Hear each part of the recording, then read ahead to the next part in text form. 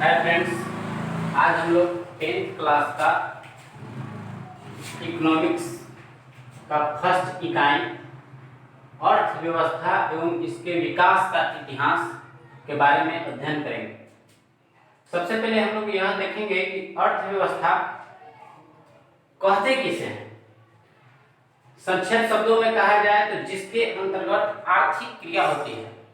आर्थिक क्रिया कहने का तात्पर्य यह है कि हमें अपने देश, अपने घर को चलाने के लिए, पूरी दुनिया को चलाने के लिए अर्थ यानी कि धन और संसाधन की आवश्यकता होती है। जिसके पास जितना संसाधन सुदृढ़ होगा उस देश की अर्थव्यवस्था उतनी ही अच्छी होगी। अब इसके बाद हम लोग देखेंगे कि किस प्रकार से अर्थव्यवस्था को कैसे हम जानते हैं, किस देश का अर्थव्यवस्था कितना अच्छा है, किस प्रकार से गणना की जाती है, विभिन्न प्रकार की प्रक्रिया है। उसके लिए हम लोग इसी चैप्टर में आगे देखेंगे। लेकिन परीक्षा के दृष्टिकोण से अर्थव्यवस्था के बारे में कहने वाले हैं कुछ वैज्ञानिक, कुछ अर्थशास्त्री, जिनके शब्दों को हम लोगों को ध्यान में रखना अति आवश्यक है। जैसे आर्थर लेविस के अनुसार, आर्थर लेविस एक अर्थशास्त्री थे। इन्होंने अर्थव्यवस्था के संदर्भ में क्या कहा, किसी राष्ट्र के संपूर्ण व्यवहार से है, यानी अर्थव्यवस्था किसी राष्ट्र के संपूर्ण व्यवहार से है जिसके आधार पर मानवीय आवश्यकताओं के संतुष्टि के लिए अपने संसाधन का प्रयोग करता है। मानवीय आवश्यकताओं जैसे हमारी विभिन्न प्रकार की आवश्यकता है, भोजन है, आवास है, वस्त्र है, उन सभी आवश्यकताओं की पूर्ति, संतुष्टि के लिए संसाधन का प्रयोग करता है। यह इस प्रकार से कहें आर्थर लेविस। और एक ब्राउन है अर्थशास्त्री, जो कि बहुत इंपॉर्टेंट है परीक्षा के दृष्टिकोण से। इन्होंने कहा था अर्थव्यवस्था आजीविका अर्जन की एक प्रणाली है। आजीविका अर्जन मतलब कि अपने जीवन यापन, अपनी मतलब कि जिस प्रकार से हम लोग दिनचर्या करते हैं, भोजन, खाना, कपड़ा वगैरह वगैरह इत्यादि चीजों की पूर्ति के लिए, उसी को आजीविका कहा जाता है। आजीविका अर्जन के लिए यानी कि अपने शिक्षा के लिए, अपने आवास के लिए, अपने भोजन के लिए, मतलब जो भी संसाधन की आवश्यकता होगी उसकी पूर्ति के लिए जो हम काम करते हैं वह सभी काम अर्थव्यवस्था के अंतर्गत आता है। यानी कि अर्थव्यवस्था आजीविका अर्जन की एक प्रणाली है। ऐसे इस चैप्टर को शुरू करने से पहले मैं आप लोगों को इस चैप्टर से संबंधित एक दो शब्दों के बारे में बताना चाहूंगा। जैसे होता है एक शिशु मृत्यु दर। यह सभी जो है शिशु मृत्यु दर, शिक्षा दर, इन सभी शब्दों का महत्वपूर्ण योगदान होता है। इन सभी बातों का महत्वपूर्ण योगदान होता है राष्ट्र के विकास में, देश के विकास में। जैसे शिशु मृत्यु दर क्या है, शिक्षा दर क्या है। दर मतलब कि इन लोगों का परसेंटेज वैल्यू किस प्रकार से होना चाहिए और इसका परिभाषा क्या होता है। शिशु मृत्यु दर कहा जाए तो प्रत्येक वर्ष, एक वर्ष में शिशु मृत्यु दर की बात कर रहे हैं हम। शिशु मृत्यु दर प्रत्येक एक वर्ष में 1000 बच्चों पर 1 साल से कम आयु वाले, प्रत्येक 1000 बच्चों पर 1 साल में 1 वर्ष से कम आयु वाले बच्चों की मृत्यु दर और शेष बचे हुए बच्चों का अनुपात शिशु मृत्यु दर कहलाता है। जैसे कि 1 साल से कम आयु वाले बच्चे हैं 1000। अब उनमें से सपोज ऐसा कि इनमें से मान लें 50 शिशुओं का मृत्यु हो गया, तो 50 शिशु का मृत्यु हो गया तो इसमें से बचे कितना, इसमें से बचे 950। और इनको जब हम काटेंगे तो यहाँ पे जो अनुपात निकलेगा इसी को हम लोग क्या कहेंगे, शिशु मृत्यु दर अनुपात। अब कहिए कि शिशु मृत्यु दर से अर्थव्यवस्था का क्या संबंध है।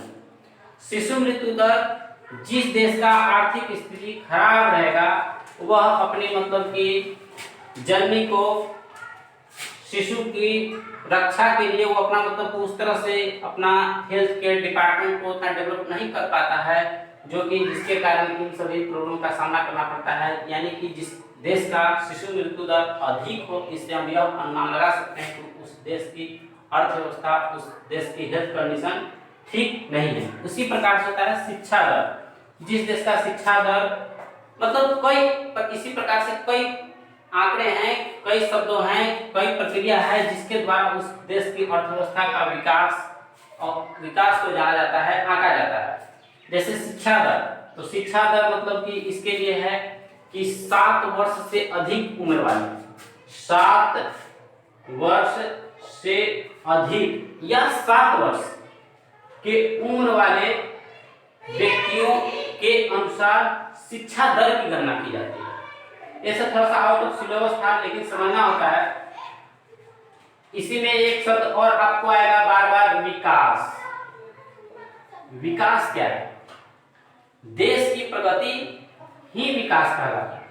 अब प्रगति से आप लोगों को समझाने के लिए हम बोलेंगे कि जैसे आप लोग एक कल्पना कीजिए कि आज से 30 साल या 20 साल पहले आपको ज्यादातर डेस्कटॉप टाइप का कंप्यूटर देखने के लिए मिलता था, जो कि फिर धीरे धीरे उसका प्रगति हुआ, उसका विकास हुआ और डेस्कटॉप से आपको फिर लैपटॉप जैसा मिलने लगा। और आज इतना तरक्की हुआ कि लैपटॉप, कंप्यूटर की सारी प्रक्रियाएं लगभग एक मतलब कि अच्छे स्मार्टफोन में उपलब्ध है। यही विकास को दर्शाता है, यही प्रगति को दर्शाता है। अब हम लोग आएंगे चैप्टर के अनुसार अर्थव्यवस्था की संरचना। अर्थव्यवस्था की संरचना की दृष्टि से अर्थव्यवस्था को मुख्यतः 3 भागों में बांटा जाता है। एक पहला प्राथमिक क्षेत्र, दूसरा द्वितीयक क्षेत्र, तीसरा तृतीयक क्षेत्र। प्राथमिक क्षेत्र को ही हम लोग कृषि क्षेत्र भी कहते हैं। प्राथमिक क्षेत्र को हम लोग क्या कहते हैं? कृषि क्षेत्र। कृषि क्षेत्र के अंतर्गत आने वाले आते हैं पशुपालन, मत्स्य पालन, यानी कि जो जो कृषि में आता है, पशुपालन, मत्स्य पालन, मधुमक्खी पालन आप लोग बायो में पढ़े भी होंगे, एपीकल्चर इत्यादि। उसी प्रकार से द्वितीय क्षेत्र को औद्योगिक क्षेत्र के नाम से जाना जाता है और इसके अंतर्गत आते हैं खनिज। खनिज का मतलब जो भूमि के अंदर भूगर्भ में जो स्थित होता है संसाधन, खनिज, व्यवसाय कार्य, निर्माण कार्य और बिजली। यहाँ पे बिजली को आप लोग थोड़ा सा जोड़ देकर के याद कीजिएगा कि बिजली को जो है वह द्वितीय क्षेत्र में रखा जाता है। द्वितीय में आता है सेवा क्षेत्र, तृतीय क्षेत्र को कहा जाता है सेवा क्षेत्र, और सेवा क्षेत्र या तृतीय क्षेत्र में आते हैं बीमा, परिवहन, शिक्षा। अब इसी प्रकार से डॉक्टर, इसी प्रकार से कवि, ये सभी क्या कर रहे हैं? देश की सेवा कर रहे हैं। अब आप लोग कहिएगा कि सेवा कर रहे हैं तो उसके बदले पैसा ले रहे हैं। हाँ, पैसा तो क्या होता है? एक व्यक्ति को दूसरे व्यक्ति से जुड़ने का एक जरिया बनता है। जैसे कोई व्यक्ति, अगर आपको डॉक्टर नहीं है या फिर कोई कवि नहीं है, यदि आप की सेवा में वह है और उसके बदले आप उसे कुछ नहीं दे रहे हैं या फिर वह कुछ नहीं दे पा रहा है, तो वह अपना जो देखें जीविकोपार्जन शब्द भी सुने, जीविकोपार्जन की प्रक्रिया वो अपना कैसे कर पाएगा? यानी कि यहाँ पे पैसा जो होता है यह एक दूसरे को जोड़ने की एक कड़ी का काम करता है। यानी कि ये सभी सेवा में आते हैं। बीमा, जैसे बीमा इंश्योरेंस वगैरह कराते हैं, परिवहन, एक स्थान से दूसरे स्थान तक आना जाना, वस्तुओं का ले आना ले जाना, शिक्षा, डॉक्टर इत्यादि। अब यहाँ पे आप लोग समझिएगा फिर से, जो हमारी मूलभूत आवश्यकता है एकदम मानव जाति के लिए, हमारे लिए, जंतुओं के लिए मूलभूत आवश्यकता है, उन सभी को रखा गया है प्राथमिक क्षेत्र। और इसको कृषि क्षेत्र से भी जाना जाता है, क्योंकि कृषि पर ही मानव सभ्यता और हमारी जीवन मुख्य रूप से जुड़ी हुई है, निर्भर करती है।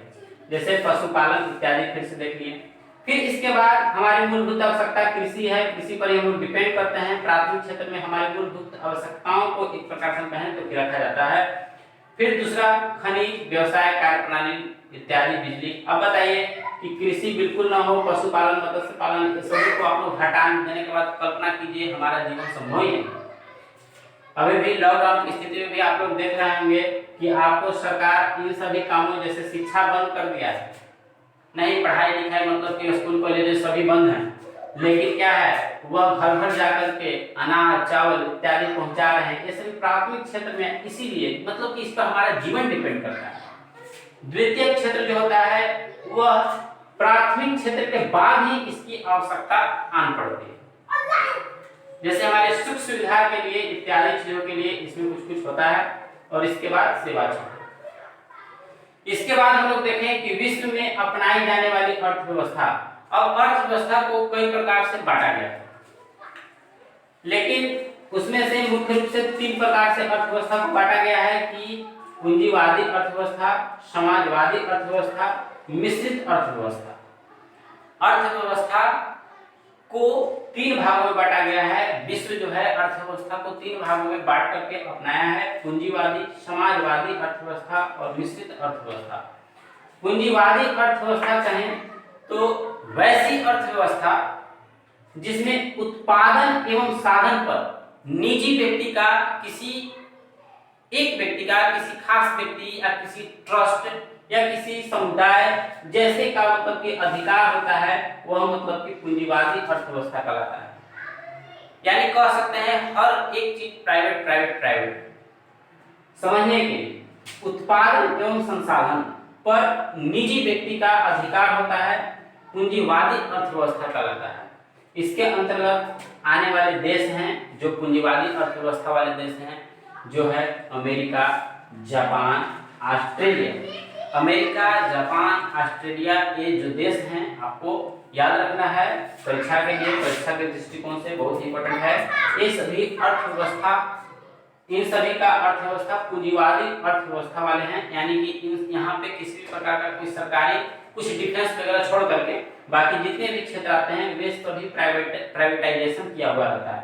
सही पर किसी न किसी व्यक्ति, कंपनी का अधिकार होता है, सरकारी नहीं होते कुछ चीजों को छोड़कर, डिफेंस इत्यादि। फिर देखिए यहाँ पे समाजवादी अर्थव्यवस्था, दूसरी अर्थव्यवस्था है समाजवादी। समाजवादी अर्थव्यवस्था में क्या होता है कि यहाँ के उत्पादन एवं संसाधन पर सरकार का अधिकार होता है। कुछ भी उत्पादन हो, कोई भी संसाधन हो, उस पर सरकार का अधिकार होगा।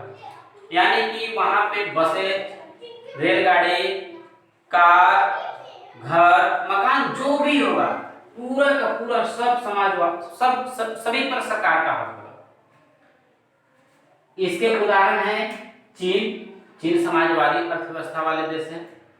क्यूबा, और आप लोग कह सकते हैं रसिया समाजवादी अर्थव्यवस्था का यह जनक ही है। रूस, यहाँ पे हर एक वस्तु, हर एक संसाधन पर सरकार का अधिकार होता है। फिर अब आप लोग को जानने की उत्सुकता हो रही होगी कि हमारे देश में तो आप कैसी अर्थव्यवस्था है।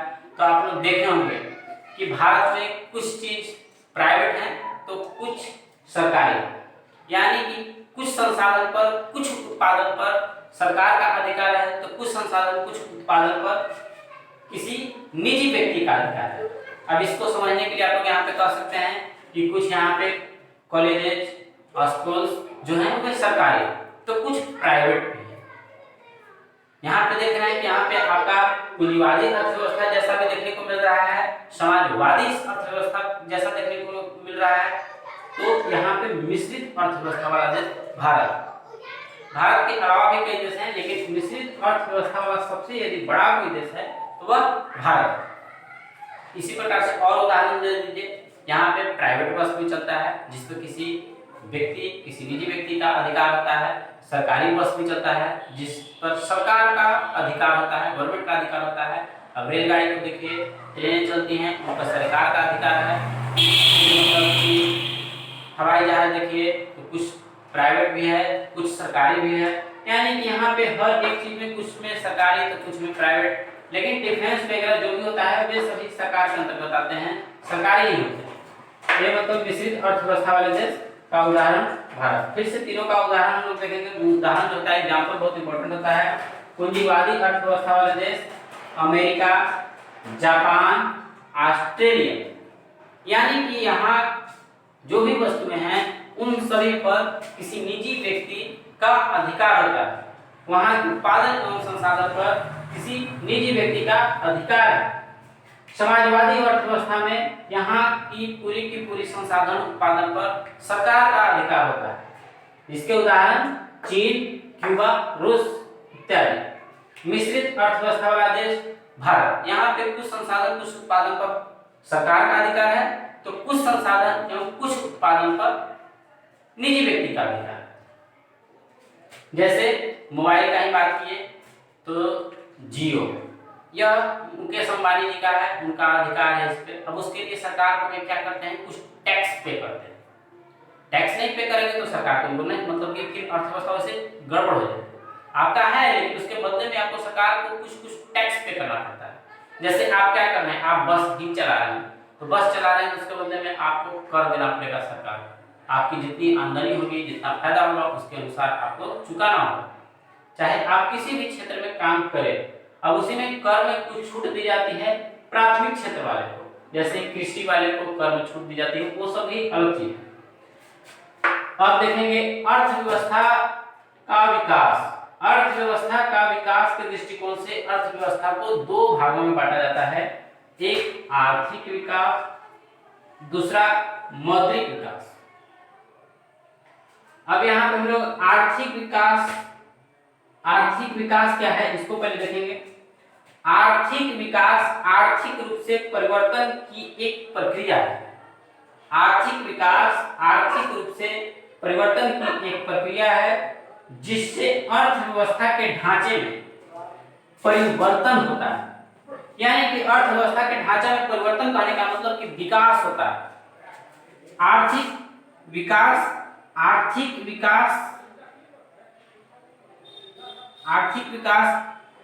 आर्थिक रूप से परिवर्तन की एक प्रक्रिया है जिससे अर्थव्यवस्था के ढांचे में परिवर्तन होता है। इसके लिए भी यहाँ पे इंपॉर्टेंट है प्रोफेसर मेयर एवं डार्विन। आर्थिक विकास के संदर्भ में क्या कहें, दीर्घकाल में अर्थव्यवस्था की राष्ट्रीय आय में वृद्धि होती है। यानी कि यदि आर्थिक विकास हो रहा है तो इसका परिणाम दीर्घकाल यानी कि ज्यादा समय के बाद, लंबे समय के बाद अर्थव्यवस्था में राष्ट्रीय आय में वृद्धि होगा। फिर देखेंगे आर्थिक विकास तथा वृद्धि में अंतर। अब यहाँ पे बहुत इंपॉर्टेंट है आर्थिक विकास तथा वृद्धि में अंतर। ऐसे आर्थिक विकास तथा वृद्धि में कोई अंतर नहीं है। जनरल भाषा में कहें तो कोई अंतर नहीं, विकास तथा वृद्धि में कोई अंतर नहीं है। लेकिन इकोनॉमिक्स में इन दोनों को अलग अलग डिफाइन किया गया है। इसके लिए भी कुछ अर्थशास्त्री ने क्या क्या कहा देखेंगे।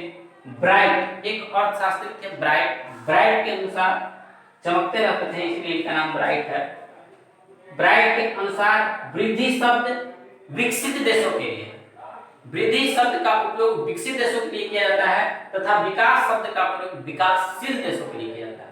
अब यहाँ पे हम आप लोगों को समझाना चाहेंगे कि वृद्धि शब्द विकसित राष्ट्र और विकसित देश यानी कि विकास शब्द विकासशील देश और विकसित देश विकासशील देश। समझिए विकसित देश कहने का मतलब कि जहां की पूरी जनसंख्या, पूरी आबादी अपनी मूलभूत आवश्यकताओं को इजी वे में आसानी पूर्वक प्राप्त कर लेता है। उनके यहाँ मूलभूत आवश्यकताओं संसाधनों की कोई कमी न हो। जैसे रोटी, एकदम संक्षेप में लेना है बेसिक चीज, रोटी, कपड़ा, मकान। इसके अलावा वैभव की बात करें तो अच्छे मतलब की फैसिलिटी, बिजली, घर, कार्ड यानी कि जीवन जीने का एक स्टैंडर्ड तरीका पूर्णतः वहां के नागरिक के पास लगभग लगभग हो, वैसे देश को विकसित राष्ट्र कहा जाता है। और जो मतलब कि उस प्रक्रिया में अग्रसर है, मतलब कि आगे की ओर बढ़ रहे हैं, तो वैसे जो बढ़ रहे हैं उन देशों को कहेंगे विकासशील देश। जैसे जिनके पास कमी है, जैसे कुछ लोगों का आवास है तो कुछ लोगों को नहीं है, कुछ लोग मतलब कि वैसे देश जहाँ की कुछ आबादी, जैसे भारत में अभी भी भारत की लगभग 20% आबादी जो है वो अभी भी एक टाइम का ही भोजन कर पाता है। और उसमें भी क्या है, भोजन का भी विवरण आप लोग बाइबल पढ़े होंगे कि कितना किसको भोजन करना है, कितना नहीं करना है, जिसके कारण कुपोषण का कुछ लोग शिकार होते हैं वगैरह वगैरह। उसका स्टैंडर्ड भी तरीका है भोजन का, जिस मतलब कि जिसको फॉलो नहीं कर पाता है या फिर करने के लिए नहीं कर पा रहा हो और लेकिन उसका मतलब कि निरंतर विकास कर रहा है, वह देश उस प्रक्रिया को मतलब कि विकसित देशों जैसा अपने मतलब कि अपने आप को उस लेवल तक पहुंचाने का मतलब कि कोशिश कर रहा है, जारी है। वे सभी प्रक्रिया मतलब अगर उस तरह से अग्रसर है तब वैसे देश को विकासशील देश कहेंगे। अब हमारा देश भारत जो है यह विकासशील देश है, क्योंकि हमारे यहाँ कुछ लोग तो बहुत अच्छे संसाधन और बहुत अच्छे तरह से अपने आप को मतलब कि अपने आप का जीवन यापन कर पा रहे हैं और कर लेते हैं। लेकिन हमारे यहाँ बहुत से ऐसे मतलब बहुत आबादी के लगभग अधिकतर हिस्सा जो है जो कि इस तरह का जीवन नहीं यापन कर पाते हैं, उनका मूलभूत आवश्यकता भी पूर्ति नहीं हो पाता है। लेकिन धीरे धीरे वे लोग भी उस तरह के स्टैंडर्ड में आ रहे हैं। फिर इसी के लिए एक वैज्ञानिक थे मैनिसन क्या कहा कि वृद्धि शब्द धनी राष्ट्र, वृद्धि शब्द धनी राष्ट्र के लिए किया जाता है और विकास शब्द गरीब राष्ट्र के लिए किया जाता है। जैसे अब यहाँ पे हम कह सकते हैं मैनिसन के लिए कि वृद्धि शब्द हम अमेरिका के लिए लगा सकते हैं, क्योंकि वह धनी राष्ट्र में उसका गिनती होता है, वहाँ के प्रति व्यक्ति आय भारत से कई गुना ज्यादा है। विकास शब्द अब यहाँ पे गरीब राष्ट्र, भारत एक गरीब राष्ट्र नहीं विकासशील राष्ट्र है। विकासशील और गरीब में बहुत अंतर होता है। गरीब राष्ट्र में मूलभूत आवश्यकताओं की पूर्ति लगभग मतलब कि कहें तो आधी से ज्यादा आबादी नहीं कर पाती है, तो वैसे देशों को गरीब राष्ट्र में रखा जाता है। जैसे कुछ कैरिबियन क्षेत्र के हैं जो कैरिबियन सागर उसके अंतर्गत आने वाले जो क्षेत्र हैं वो सब मतलब कि गरीब राष्ट्र के अंतर्गत आते हैं। तो आज के लिए इतना ही, दैट्स ऑल, थैंक्स। अगर अच्छा करे तो लाइक कीजिएगा, थैंक यू।